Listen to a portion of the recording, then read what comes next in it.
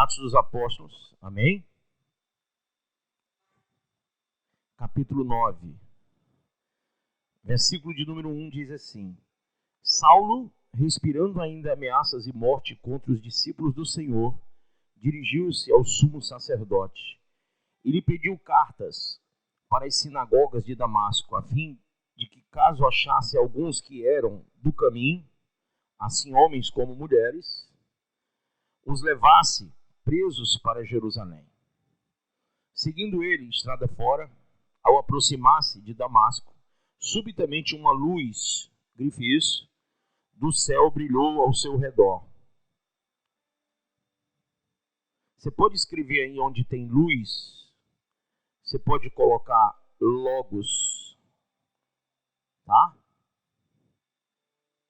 Por quê? Porque essa luz, ela fala com ele. Veja. E caindo por terra, ouviu uma voz que lhe dizia: Saulo, Saulo, por que me persegues? Ele perguntou: Quem és tu, Senhor? E a resposta foi: Eu sou Jesus, a quem tu persegues. Mas levanta-te e entra na cidade, onde te dirão o que te convém fazer. Os seus companheiros de viagem pararam emudecidos ouvindo a voz, não vendo contudo ninguém. Então se levantou Saulo da terra e, abrindo os olhos, nada podia ver. E guiando-o pela mão, levaram-no para Damasco. Esteve 3 dias sem ver, durante os quais nada comeu nem bebeu. Ora, havia em Damasco um discípulo chamado Ananias. Disse-lhe o Senhor numa visão: Ananias? Ao que respondeu: Eis-me aqui, Senhor.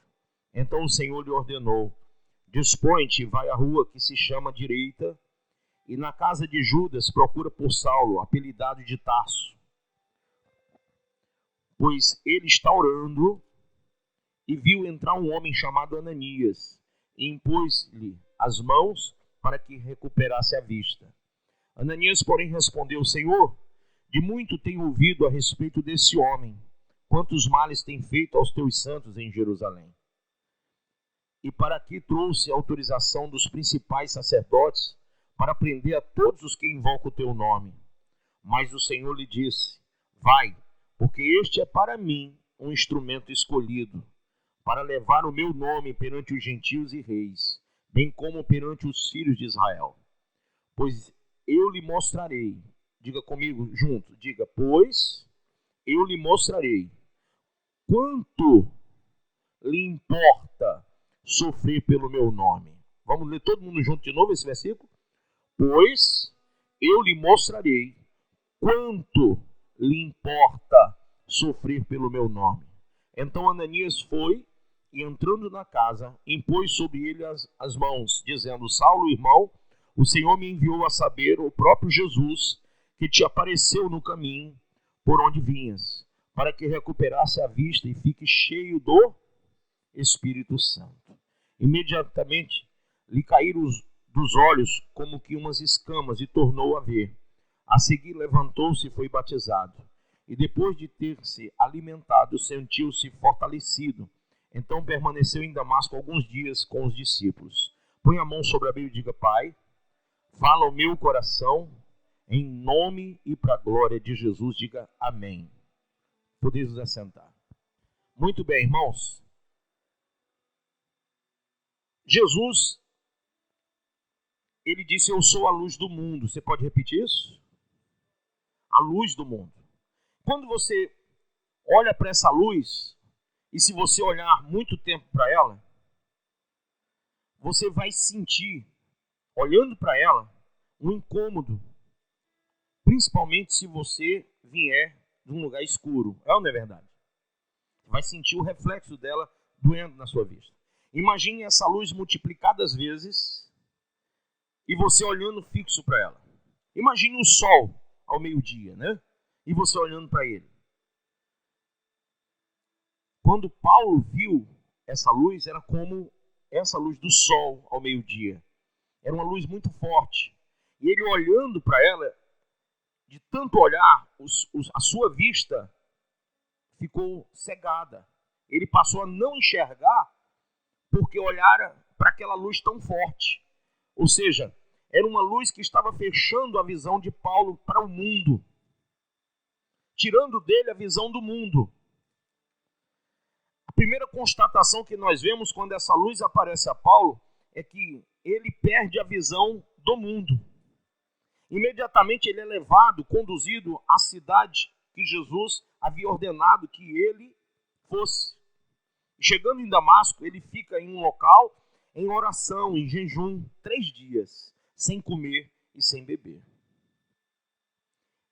Dentro desse prazo, o Senhor fala com Ananias sobre Paulo e manda que Ananias visite Paulo, porque através da imposição de mãos de Ananias, Paulo seria curado daquela cegueira. Irmãos, o importante e fundamental nessa história é que nós vemos a história de um homem que era um matador de cristãos, um perseguidor de cristãos, que agora tornou-se um homem de Deus. Mas como que isso aconteceu na vida de Saulo? Como que essa transformação aconteceu? Ele estava pronto para fazer o mal e encontrou com essa luz. Por que eu mandei você escrever logos? Logos quer dizer palavra, verbo. Ele ouviu a luz falando com ele. Ele não sabia quem era a luz. Ele não sabia que Jesus era a luz do mundo. Mas ele ouviu a luz falando com ele.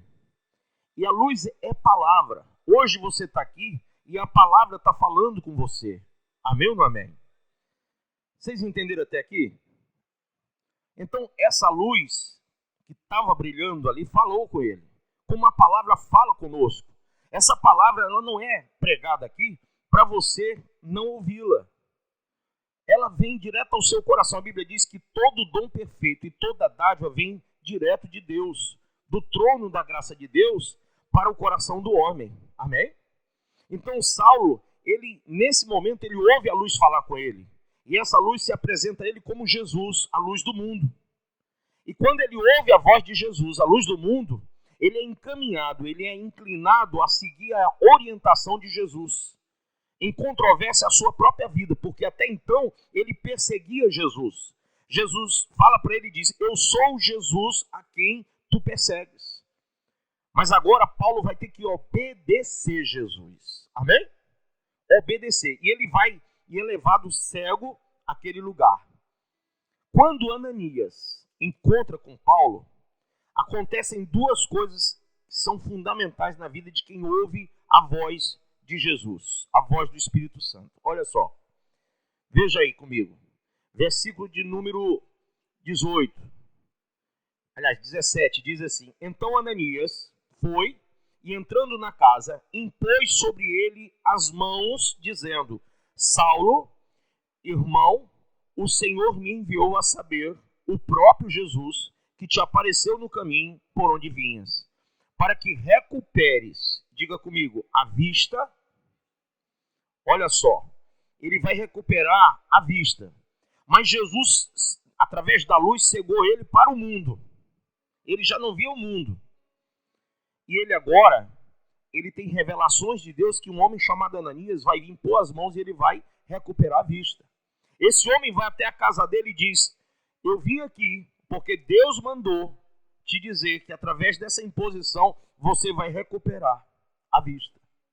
E nessa hora, veja só, ele diz: para que recuperes a vista. Somente? Não.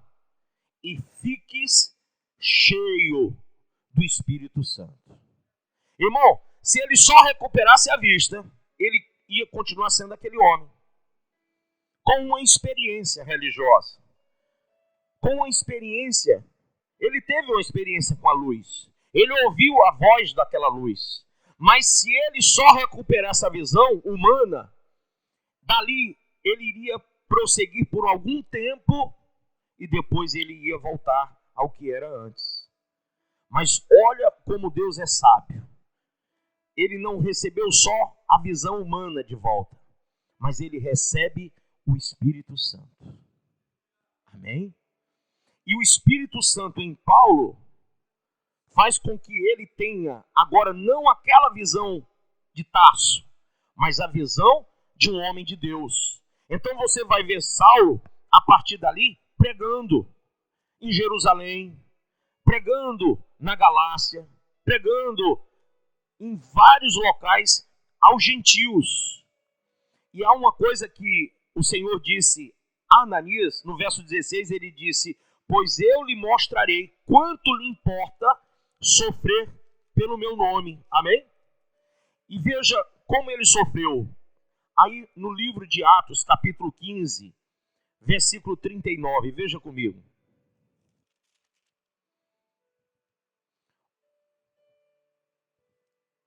Quando ele faz uma viagem missionária, diz assim no verso 39, houve entre eles tal desavença que vieram a separar-se. Então Barnabé, levando consigo a Marcos, navegou para Chipre, mas Paulo, tendo escolhido a Silas, partiu encomendado pelos irmãos a graça do Senhor. Primeira coisa que lhe acontece, diga, ele foi criticado pelos próprios amigos. Barnabé e Marcos não o acompanharam.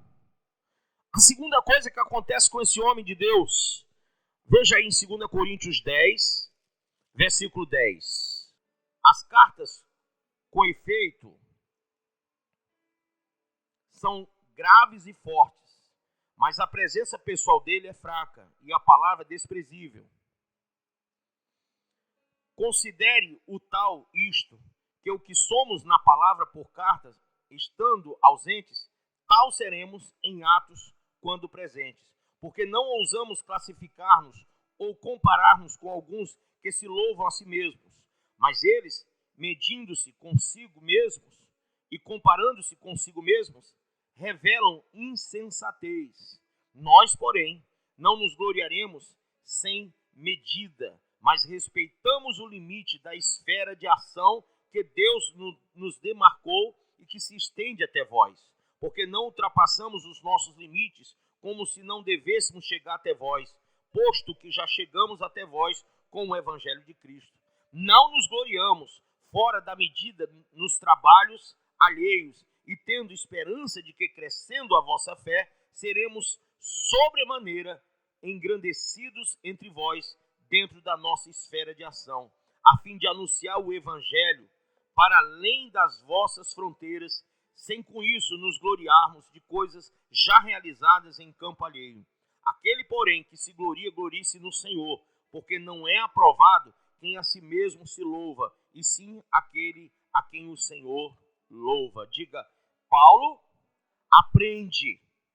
Uma coisa muito importante é que as críticas que ele recebera, agora como servo de Deus, como cristão, como pregador do Evangelho, e que ele nunca recebeu quando ele era um fariseu, quando ele era um perseguidor, ele nunca recebeu uma crítica, ao contrário, todos temiam Paulo como um matador.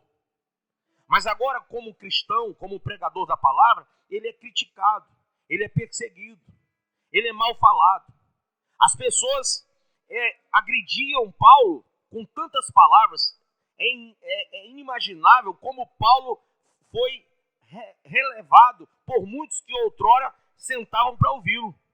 Muitos que outrora temiam a presença de Paulo. Homens da Judéia que sabiam que ele era um homem que tinha autoridade dos principais dos fariseus e dos saduceus. Mas agora Paulo se apresenta como um líder cristão. Alguém que Deus levanta para pregar o Evangelho.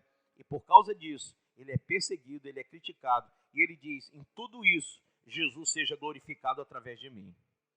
Então Paulo está aprendendo. Paulo vai recebendo pancada e vai aprendendo. Lá em 2 Coríntios 12, abre aí. No versículo de número 7. Ele diz assim: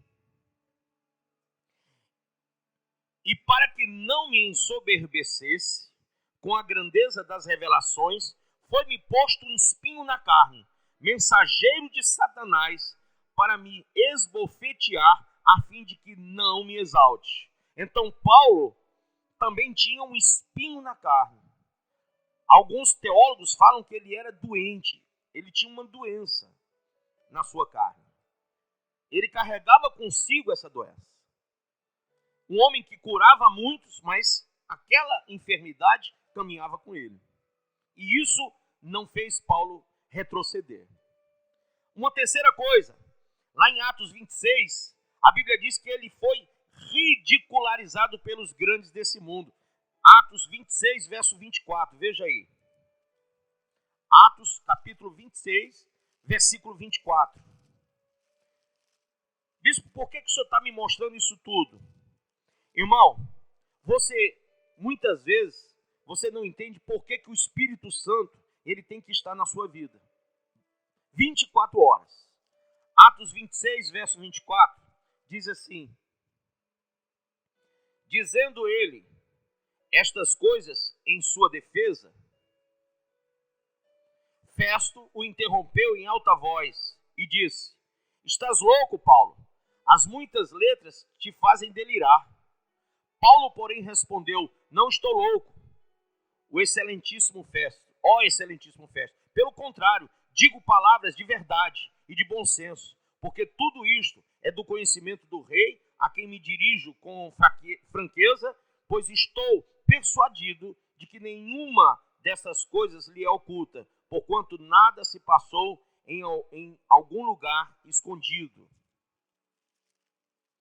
Acreditas, ó rei Agripa, nos profetas? Bem sei que acreditas. Então Agripa se dirigiu a Paulo e disse: por pouco me persuades a me fazer cristão.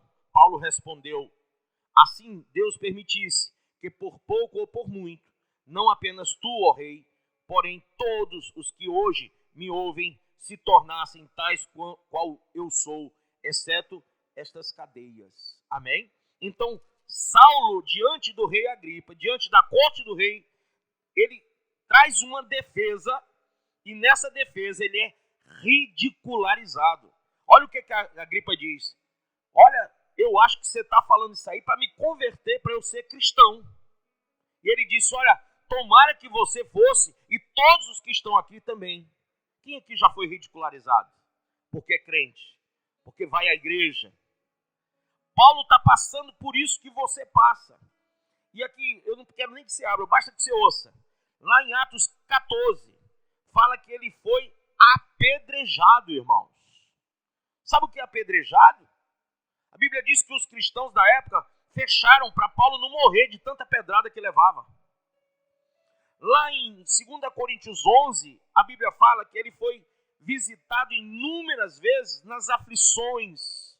Que aflições? Queridos, Paulo era rico, muito rico. Ele tinha uma fábrica de tendas, ele e seu pai. Mas Paulo se desfez de tudo o que ele tinha e ele transformou o dinheiro que ele tinha, sabe em quê? Você está segurando. Papiros, papéis, tinta, que era tão caro. E Paulo teve que comprar papéis e tinta para escrever as cartas do Novo Testamento. Todas as revelações de Paulo, todos os livros que Paulo escreveu às igrejas, que nós lemos hoje no Novo Testamento, custou muito dinheiro. Na verdade, Paulo termina a sua vida numa casa de aluguel, sozinho. Olha que coisa.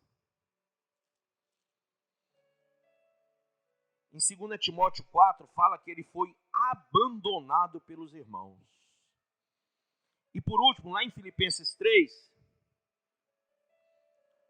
ele foi perseguido pelos falsos cristãos da época. Então Paulo foi muito afligido. Bispo, isso quer dizer o quê? Isso quer dizer, amado, que quando Ananias impõe as mãos sobre Paulo, não foi algo que não fosse premeditado por Cristo. O Senhor disse: vai lá, recupera a visão dele, mas também ministra o Espírito Santo na vida dele. Por quê? O próprio Jesus falou: porque ele verá como e quanto ele vai ter que pagar por causa do meu nome. Como e quanto? Quando Pedro disse: Senhor, tu me amas? Jesus disse: eu te amo, Pedro. E Pedro repete: tu me amas? Jesus fala: tu me amas? Pedro diz: eu te amo, Senhor. E Jesus vai e diz: ô Pedro, mas tu me amas mesmo? E Pedro disse, Senhor, tu sabe de todas as coisas, tu sabe que eu te amo. Jesus disse, então, apacenta as minhas ovelhas. Porque tu vais para um lugar que não queres, vão te vestir como tu não queres, e ali naquele dia tu vai glorificar o meu nome. E naquele dia tu vai saber como vai ser glorificado o meu nome. E Pedro foi crucificado, mas não como Jesus. Tiraram suas vestes, como todo crucificado tinha que ser crucificado nu.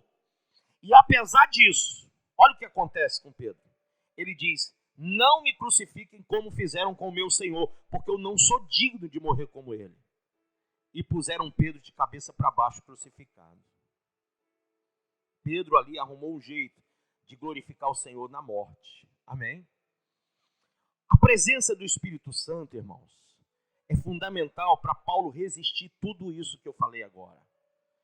E é por isso que o cristão, diga o cristão, ele não pode não ter o Espírito Santo, não viver com o Espírito Santo. Bispo, eu ouvi a palavra, eu vi a luz de Deus, porque a palavra, segundo o Salmo 119, é lâmpada para o nosso caminho.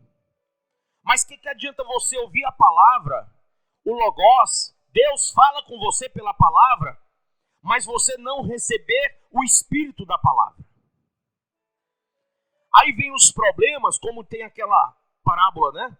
Vem a chuva, vem as ondas do mar, e quando bate, aquela casa que está sobre a areia cai. Só a casa que está sobre a rocha permanece. Então, sem o Espírito Santo, você não aguenta as aflições que Paulo passou e que nós passamos nesse mundo. E muito mais agora, que estamos no período da volta de Jesus, no período do arrebatamento. Irmãos, abram os olhos, nós estamos vivendo os últimos dias. Bispo, quem vai ser arrebatado? Apenas a igreja que é justificada pelo sangue do Cordeiro. Entenda, a Bíblia diz que não há um justo, nenhum sequer. Você e eu não somos justos. Quem pecou hoje, levanta a mão. Quem pecou ontem, levanta a mão. Você peca todos os dias e eu também.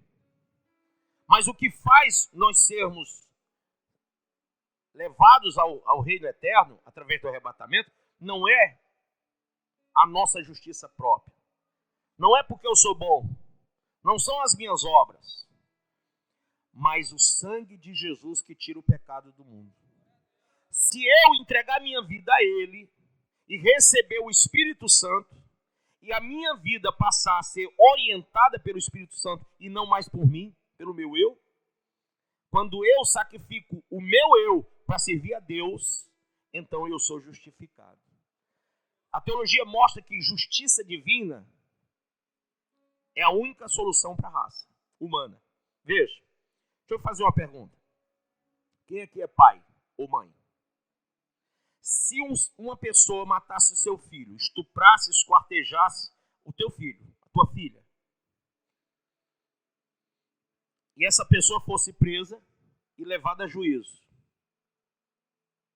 você acha que um juiz poderia não prender esse homem e dizer, olha, apesar de tudo que ele fez, eu tenho um coração bom para perdoar ele e eu vou deixar ele sair livre? Você aceitaria um negócio desse?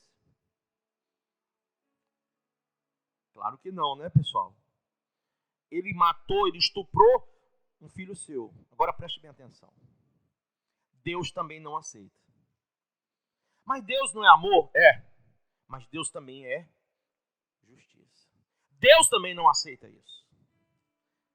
Então como é que esse homem que matou e estuprou será salvo?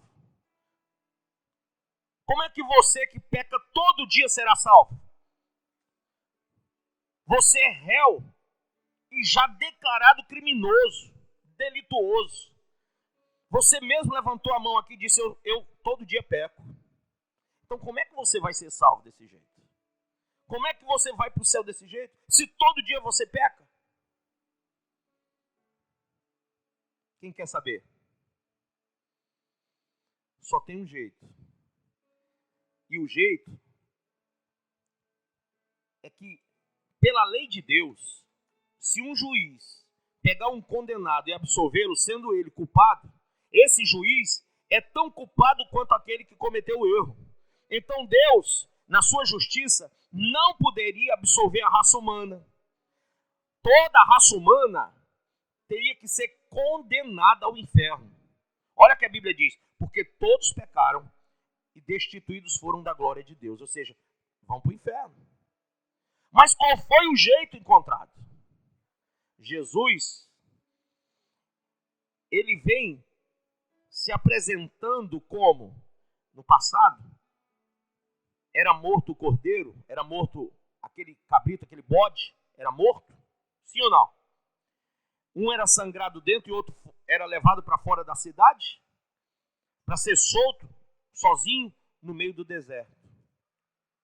Essa liturgia levítica que acontecia no passado, pela remissão de pecados, ela vai se assemelhar à presença de Jesus.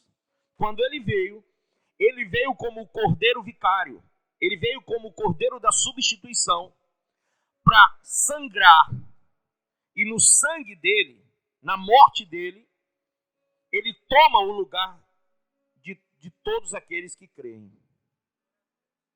Então, a única forma da justiça divina não aplacar a sua vida e levar você para o inferno, e eu também, é que nós recebemos Jesus como Paulo recebeu. A luz se apresentou e Paulo recebeu a luz. E quando Jesus entra na vida do homem, quando o sangue dele é derramado, Deus, usando da sua justiça, ele pode dizer: esse está salvo. Esse, apesar de todos os seus pecados, o sangue cobriu tudo isso. Então, veja, quando Jesus foi para a cruz, ele imputou sobre si, Isaías 53, ele levou sobre si todos os nossos pecados. A nossa culpa, o castigo que nos traz a paz, ele levou sobre si. Então, quem aqui tem raiva de alguém que fez um mal a você, ou tem uma chateação ou uma mágoa? Levanta a mão com sinceridade. Glória a Deus pela sinceridade. Glória a Deus. Fico feliz com essa sinceridade. Eu vou tirar esse peso da sua vida hoje. Você quer? Eu vou te revelar como. Estou todo arrupiado, só em falar. É que, irmão, por pior que aquele homem que matou e estuprou fez, quando ele recebe Jesus, ele é perdoado. A culpa dele, Jesus carregou na cruz. Então, você poderia apontar para ele e dizer: você matou meu filho. E ele vai dizer para você: é verdade, eu estou muito arrependido, mas Jesus já me perdoou. Entende isso? Agora você precisa perdoar, porque Jesus já perdoou. Ele levou sobre si a culpa daquele homem. Bispo, eu não me conformo, mas ele levou a sua também. E a Bíblia diz que se você não perdoa aquele que você vê, não será perdoado por aquele que você não vê. Irmão, não transfira a culpa de alguém para você. Bispo, como é que eu faço isso? Quando você não perdoa. Porque quando você entende o perdão de Deus, que a culpa Jesus levou sobre si, então não resta mais motivo para mágoa, para raiva, para ódio, para nada. De forma que nenhum de nós podemos guardar nada de ninguém. Dia nenhum. Olha o que diz aí, abra a sua Bíblia, por favor. Pronto, abra em Lamentações, capítulo 3, versículo 22. Lamentações, capítulo 3, verso 22. Diz assim, ó: as misericórdias do Senhor são a causa de não sermos consumidos. porque as suas misericórdias não têm fim. Novas são cada manhã. Cada vez que você acorda, Deus renova a misericórdia sobre sua vida. Grande é a tua fidelidade. A minha porção é o Senhor, diz a minha alma, portanto esperarei nele. Então, se cada dia Deus renova a misericórdia sobre a tua vida, você disse, eu pequei hoje, eu pequei ontem, eu pequei anteontem, você assumiu. Então, pela sua culpa, você deve ser condenado. Mas por causa do sangue de Jesus, a culpa vai sobre ele. Olha como é que era. O sacerdote pegava o animal, impunha as mãos sobre o animal, sobre a cabeça do animal, e passava espiritualmente a culpa para o animal, do povo. O povo ofertava o animal e ele transferia a culpa para aquele animal. O pecado daquela família ia todo para o animal. E aí ele sangrava aqui no pescoço do animal, assim, ó. E aquele sangue que era derramado era pela culpa daquelas pessoas que davam aquele animal. O que é que diz lá em João 3,16? Porque Deus amou o mundo de tal maneira que deu. Ele deu aquele animal, o cordeiro, Jesus, para carregar a culpa sobre si. Deus, o sacerdote, transfere para Jesus a culpa de cada um de nós. E quando Jesus sangra na cruz, é transferida a culpa. Por isso que o nome é sacrifício vicário. Vicário quer dizer substitutivo. Ele entrou no meu lugar e no seu. Irmão, com a mesma obra que Jesus fez na cruz, nós temos que fazer na vida do outro. Amém? Então Saulo, ele recebe o Espírito Santo para entender isso que eu estou falando para você. Vinha apedrejadas, vinha falácias, o povo ia xingá-lo, o povo ia persegui-lo, ele ia ter aflições financeiras, ele ia ter que gastar tudo para poder escrever as cartas, ele ia ficar numa miséria de dar dó, ele ia ser rejeitado pelos amigos. Mas Paulo disse, em tudo isso eu sou mais que vencedor em Cristo Jesus. Paulo declara, tudo eu posso naquele que me fortalece. Eu posso todas as coisas naquele que me fortalece. Então Paulo, ele tem o Espírito Santo para declarar a ele o que ele tem, o que ele é, independentemente das circunstâncias. É isso que eu quero passar para você. Ser um cristão não é viver por vista, mas é viver pela fé. Está lá em 1 Coríntios 5,7, você vive pela fé. E se você não viver pela fé, você peca. A minha fé é que toda a culpa que eu tinha foi para Jesus. Então se alguém tem raiva de mim, presta atenção nisso. Não tem motivo de tê-lo. A não ser que queira carregar sobre si a culpa. Porque uma vez que todos os meus atos, todas as minhas culpas, eu já fui absolvido, já foi para ele, não é minha, é dele, eu não tenho que pagar por isso, porque ele já pagou na cruz.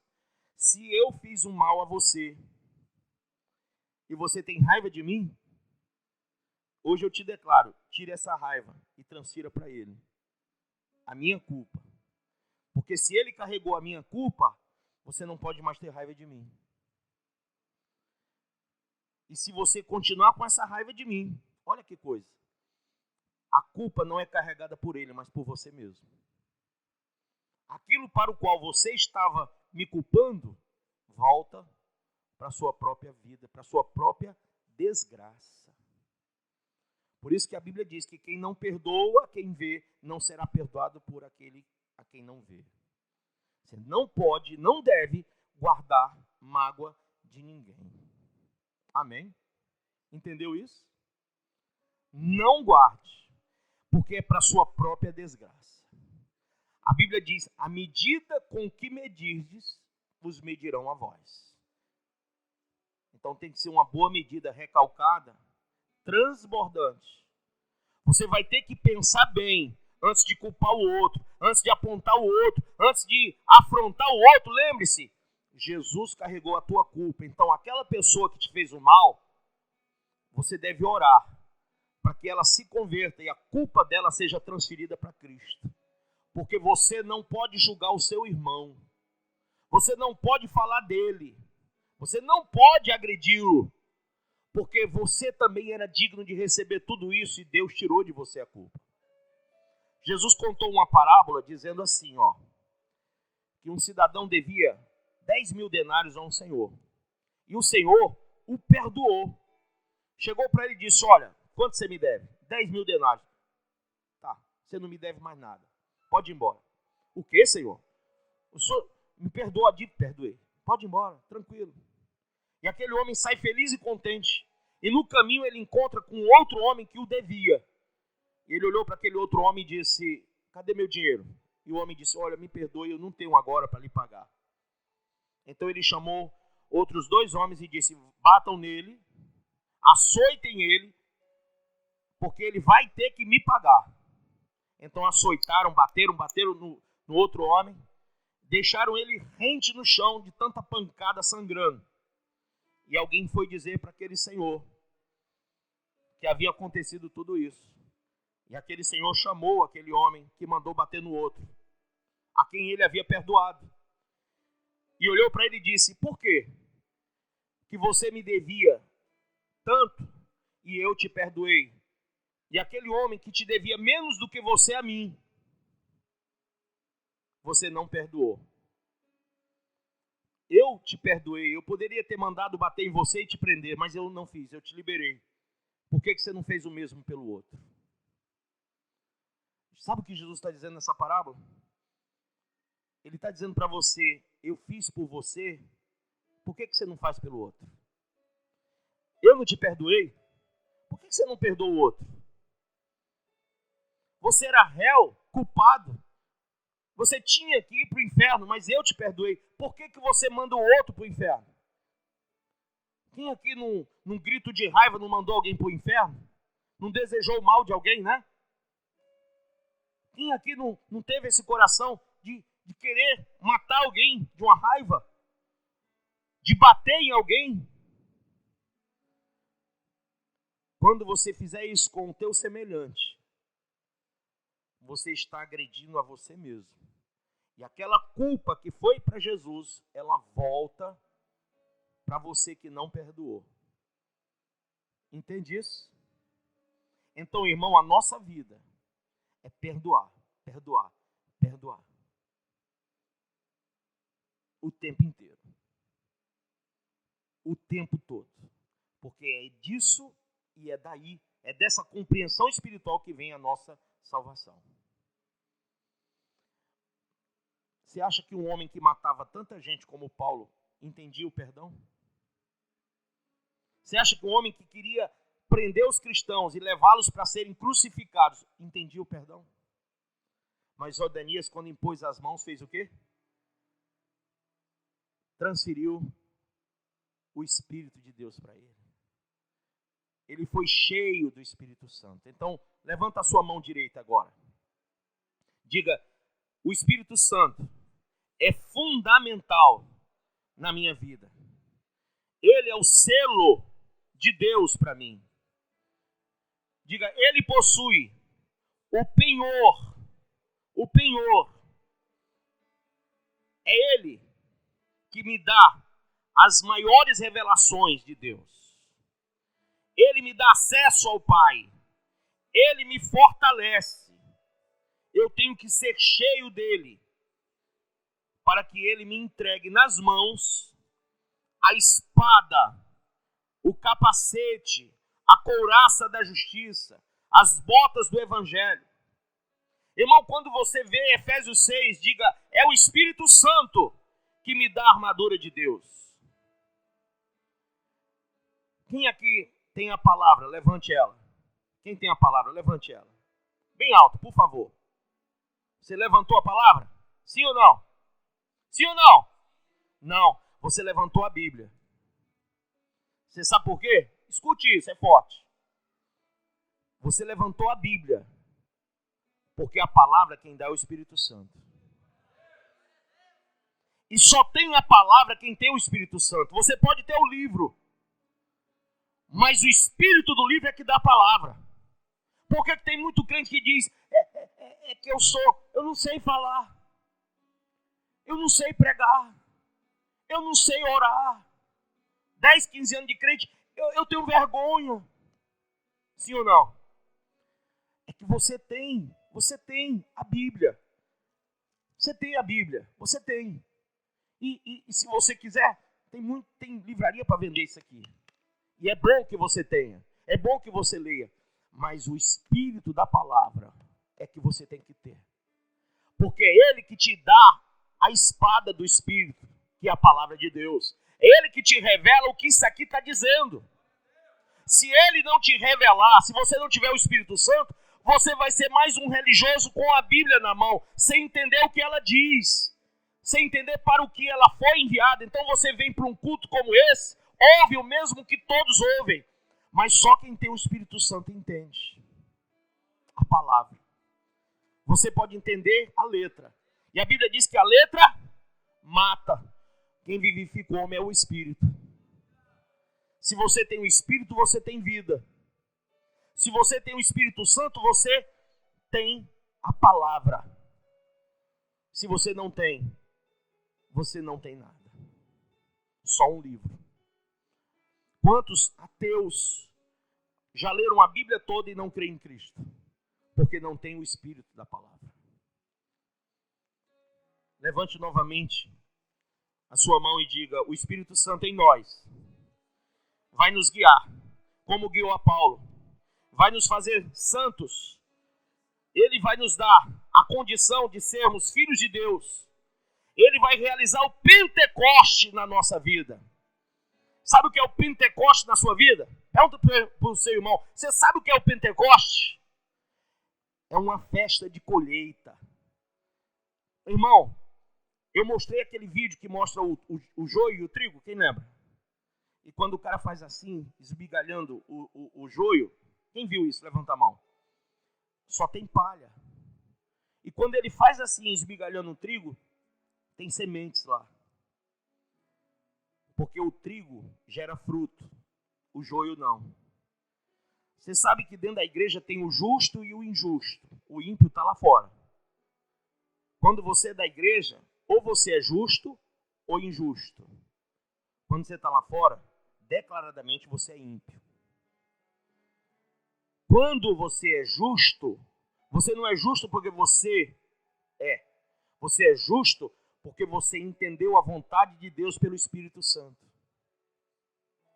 E quando você dentro da igreja é injusto, ao ponto de achar que pode ter no coração raiva do outro, que pode falar do outro, condenar o outro, dizendo-se cristão, e você tem atos que são totalmente avessos ao cristianismo, então você é injusto. Sabe o que é injusto? É injusto Jesus ter ido para a cruz por você, levar toda a culpa sobre ele, e você não reconhecer isso, sim ou não? É injusto que Jesus deu todo o tempo dele para salvar você, sim ou não?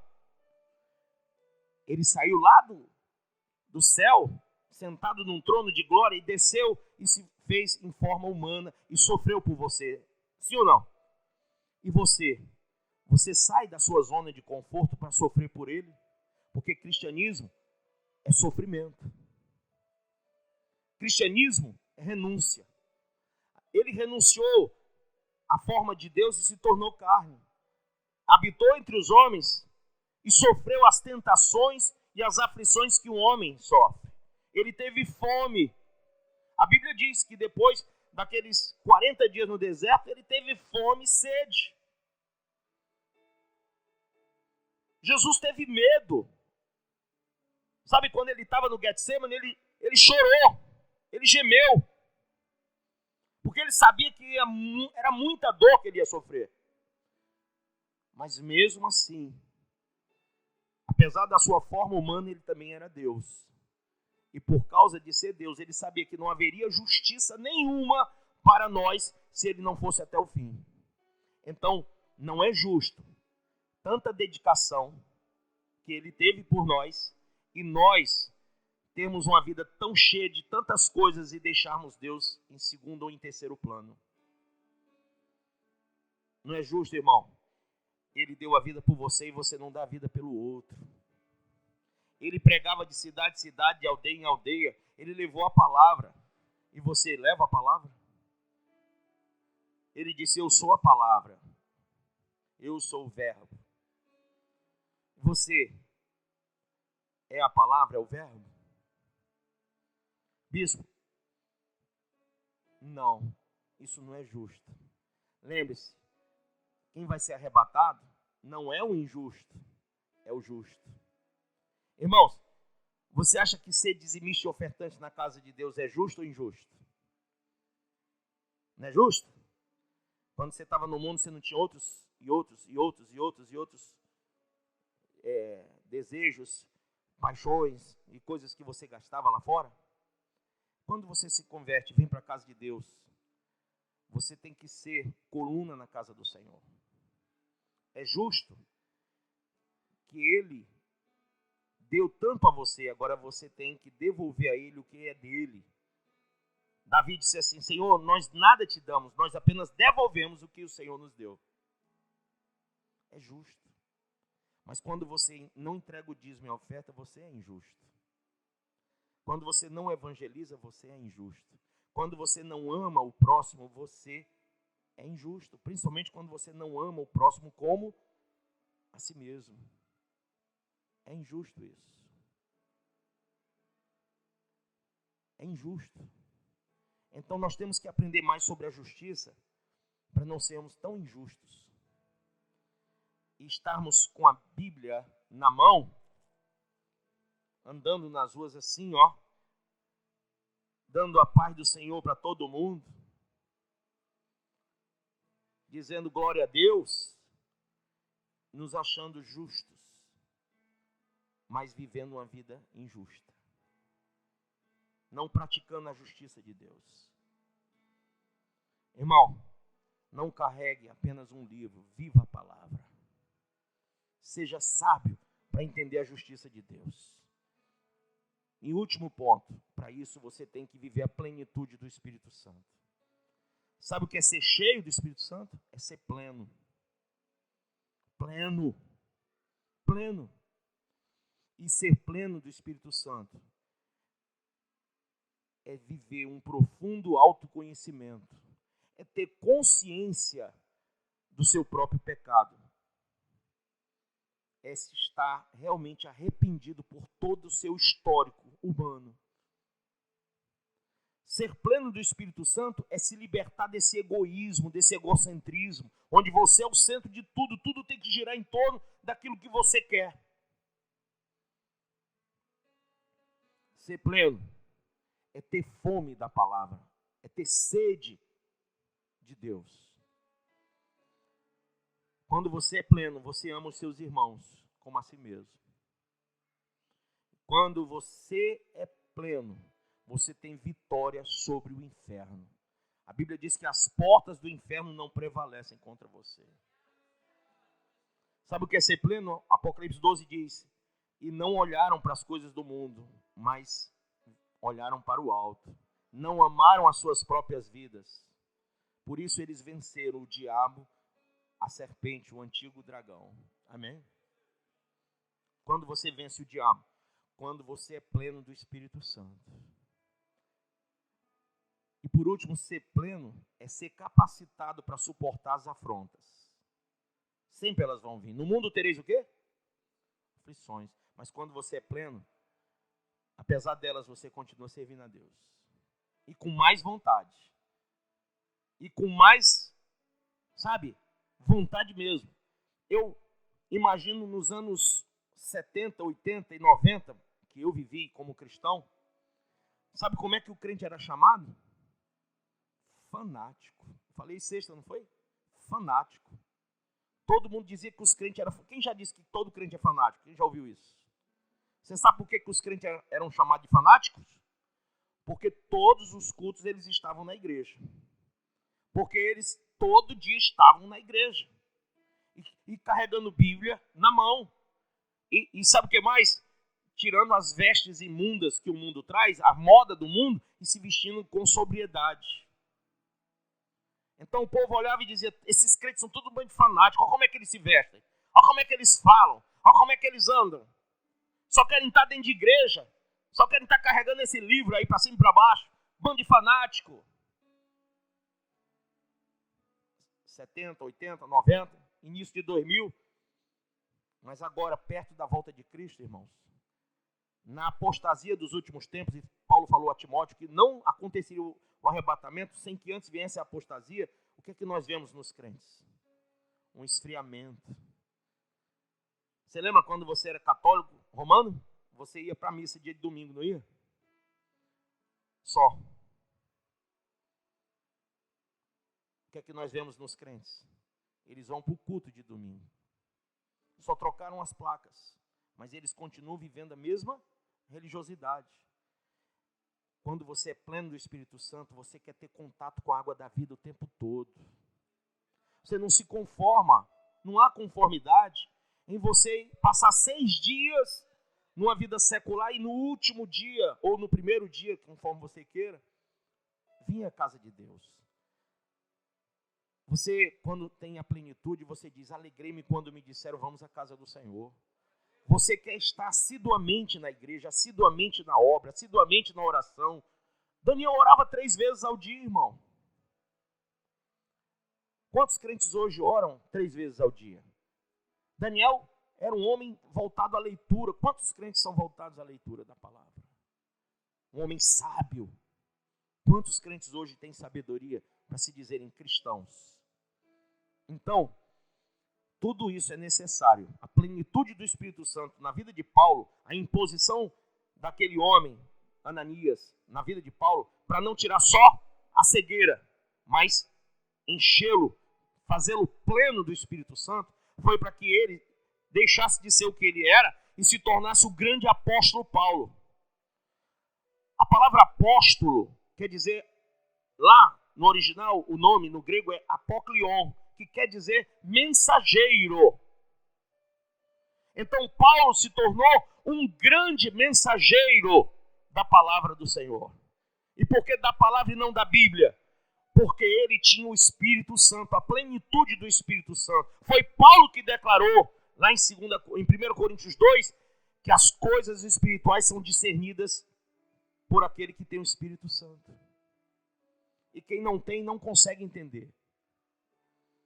Então esse Paulo foi cheio para se tornar um instrumento de Deus. O próprio Jesus disse, Ananias, não olha para o histórico de vida dele. Não olha. Porque este é para mim um instrumento de glória. Talvez você diga, eu não sou digno, por tudo que eu já fiz na minha vida, de pregar o evangelho. Mas faz tempo que Deus quer que essas escamas caiam dos teus olhos. Faz tempo, irmão, irmã, que Deus quer que você recupere a visão e seja cheio, pleno do Espírito Santo para se tornar um mensageiro de Deus. Não se conforme com esse mundo, seja renovado no entendimento. E aí você vai perceber a boa, perfeita e agradável vontade de Deus na sua vida. Amém? Fique de pé.